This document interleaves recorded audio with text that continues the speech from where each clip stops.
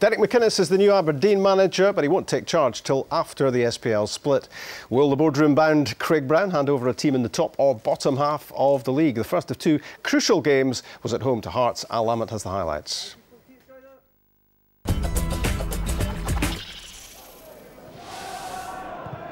Aberdeen still with hopes of making the top six, be keen to make an impression in Craig Brown's last home game. They've given Hearts a real opportunity here, and Gu passes up the first one and then makes a real hash of the pass to Jamie Walker.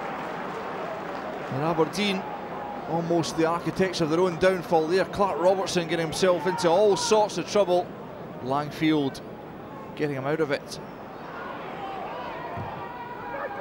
Stevenson with the ball in, headed away by Reynolds, and Aberdeen can break now through Ryan Jack. He's heading away, he's got men in the middle.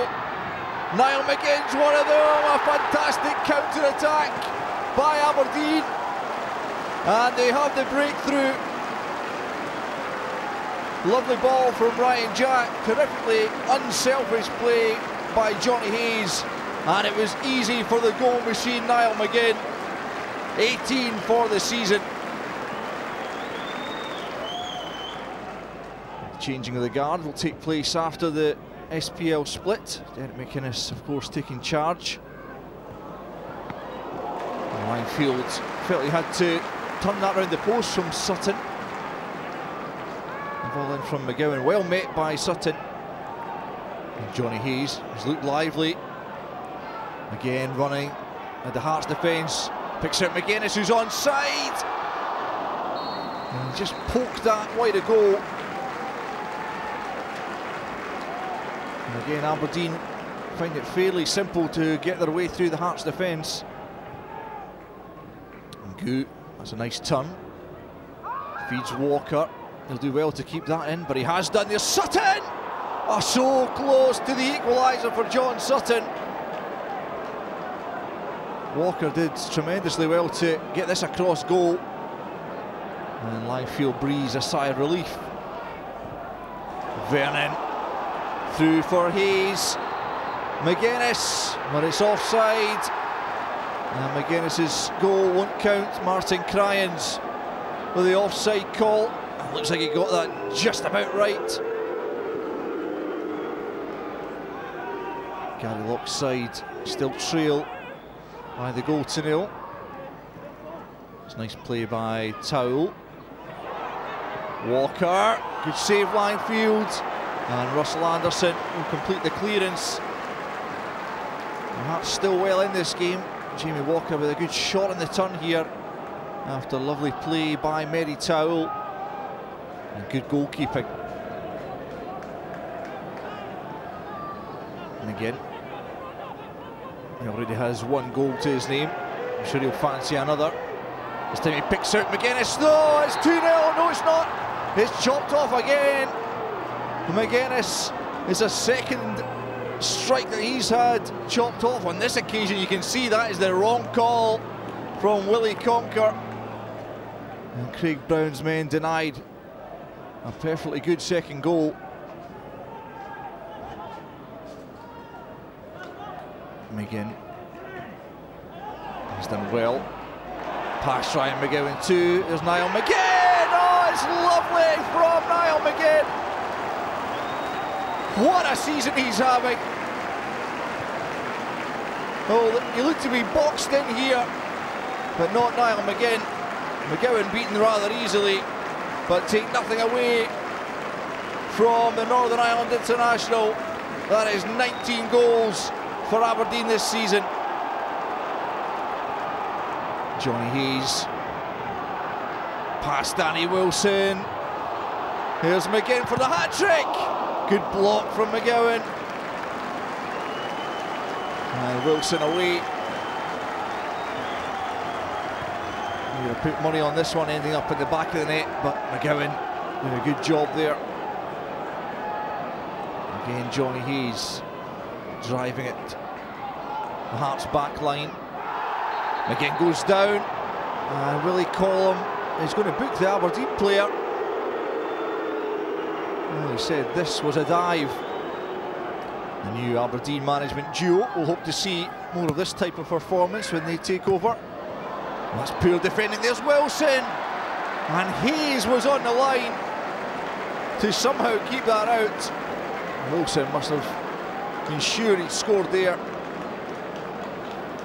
So a good result for Craig Brown in his last home match as Aberdeen manager. The club, they're long-term underachievers, aren't they, Aberdeen? How do you rate the job Craig Brown has done there, Pat? They are underachievers because of their history, of course, and but you know the man's got so much experience, and Archie Knox alongside him. I think they needed those type of guys to come in at a time when Mark was leaving the club and the club was in turmoil.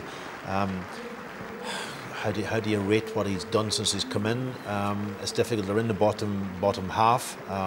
It looks like they're struggling. They're going to struggle to get into that top 6, and maybe that's the benchmark where you're looking at it. Maybe it's time for him to go. He is stepping up to the board, but he's got that incredible experience. I think he'll be a good asset to Derry McInnes when he does come into his job to be there as a sounding board. I don't know how you could judge maybe his term there is difficult. Looking at their squad at the start of the season, I said that I thought they would finish second or third. So with the quality of players that they've got, I feel as though they might have slightly underachieved this season. But there's good foundations there, and there are good players at Aberdeen. So Dale will come in and he'll assess which areas he wants to strengthen. It would not have been part of Derek's plan, having gone to the English Championship with Bristol City, to be back in the SPL again. But in Scottish terms, this remains a potentially big job. Of course, I think it's the third biggest job outside of the two Old Firm teams, and for him to come back up, yes, I'm sure he had a pathway kind of in his mind that he would like to go down to England and move up the divisions, up to maybe even into the Premier Division, but that hasn't happened, and now this is a chance for him to reignite his managerial career, and he would jump at it. Circumstances behind the Bristol City one as well. You know, they were going through a period where they were letting a lot of players go, and he was having to slash budgets. So this is a great opportunity for him to show what he can do, and I'm sure he will. Yeah, I think Craig, though, you've got to give him credit for bringing in Niall McGinn. I think it's him that brought Niall in, was it? Yeah. And what a revelation he has been in this particular year, and some of his goals, and you know, fantastic. You see him here, beautiful bit of play, and you know, you got to question Hearts, of course, in the way they defended this. You know, very, very square, and it was a simple task at the end for him to knock it in. Would you have thought, Stephen, that when he signed for Aberdeen, he'd be scoring the best part of 20 goals? Probably not. But I mean, he's been such. Goal. This is an excellent goal. He's been such a pivotal player for them this year. He really has. Without their goals, without his goals, you know, you'd wonder where the goals were going to come from. I watched him when he was in Derry. Sorry, Rob, I just watched him when he was in Derry as a young boy, and he was very much playing out on the wing, and he was confined to that area. I think he's been given the licence now to sort of almost go where he wants, and he's scoring goals because of it. Will Derek McInnes be looking at that team? Well, he will be looking at it really closely at the moment and thinking, I want Niall McGinn to continue to produce what he's producing, but I can get more out of Johnny Hayes? Johnny's done well too. I think he's been really good in flashes this season. He's probably not been that consistent, but when he's on form, he's an excellent player. This is never a dive here. Willie Collin books him, but you can see Wilson just leans his leg in and nudges. So he's quite unlucky. Is Niall McGinn to be booked? But those are the kind of players, though, that gets the fans excited. He's an exciting player. Young Johnny Hayes, they can go and beat players, they can score goals. And if you look back in the Aberdeen teams with Gordon Strachan and those guys in the team in the old days, they were an exciting team. And it's going to take a long time to get back to that stage, but it's going to be a gradual rebuild for Aberdeen. This underlines the scoring performance this season of Niall McGinn and others as well. Would you have thought at the start of the season that 4 players would have been above Gary Hooper in the scoring charts, and you would be just below? Yeah, it's incredible. You know, when was the last time there was 3 players out with Old Firm players in amongst 20 goals? Probably a long time ago. And Niall McGinn will get there as well. So it's been an excellent season, and it just shows that there's been a lot of exciting football played for the amount of goals to be scored. Yeah, Michael Higginson obviously 21 goals. That's a fantastic return for him. He's such a big guy. He's good in the air and he's good on the ground, and he can score goals inside the box. Don't expect him to run too much outside the box.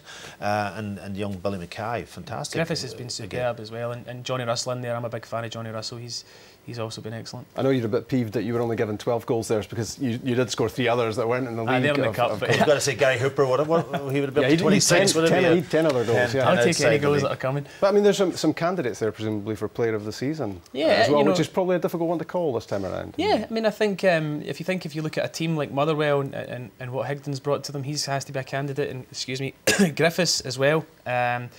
For Hibernian, I really like Shinnie and Mackay, obviously up at Inverness. And if you look at maybe the Celtic, who will probably end up win the league, maybe Commons, maybe Adam Matthews has got a chance. Had a good season. Wanyama sort of dropped off a little bit in the latter part of the season. Gary Hooper has scored. He's scored 26 goals. Fraser Forster could have been there if he hadn't got that injury, and he's gone up with if he had continued the form he had when he was in the Champions League. It was incredible for him. And talking of Celtic, just before we go, news tonight that Paolo Di Canio is the new head coach at Sunderland, following on from Martin O'Neill. He's got a challenge in his hands. Yeah, he has a challenge, but the big shock was Martin O'Neill getting the sack. Quite incredible with 7 games to go.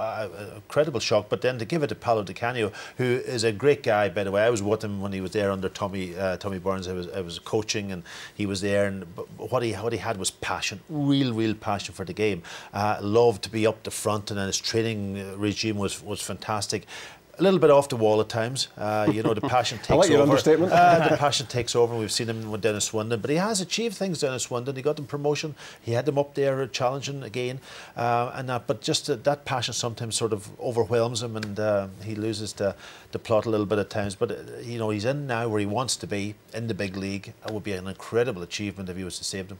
Sure, we had a big challenge in the Barclays Premier League. This is the Clydesdale Bank Premier League as it stands. Celtic 13 ahead with 6 games to go, looking to clinch the championship. Motherwell second, 3 ahead of Inverness still, and a big scrap for top half places. Dundee 14 adrift at the bottom with their 6 games remaining. Here's how it pans out from here ahead of the split game tomorrow night, of course. St Johnstone against Dundee United. Wednesday, Stevens St Mirren are at Kilmarnock. Inverness St Johnstone is Friday night, and on Saturday, Celtic against Hibs, Dundee United Aberdeen. The first game is Hearts against Ross County. It's Kilmarnock against Dundee, and it's Motherwell against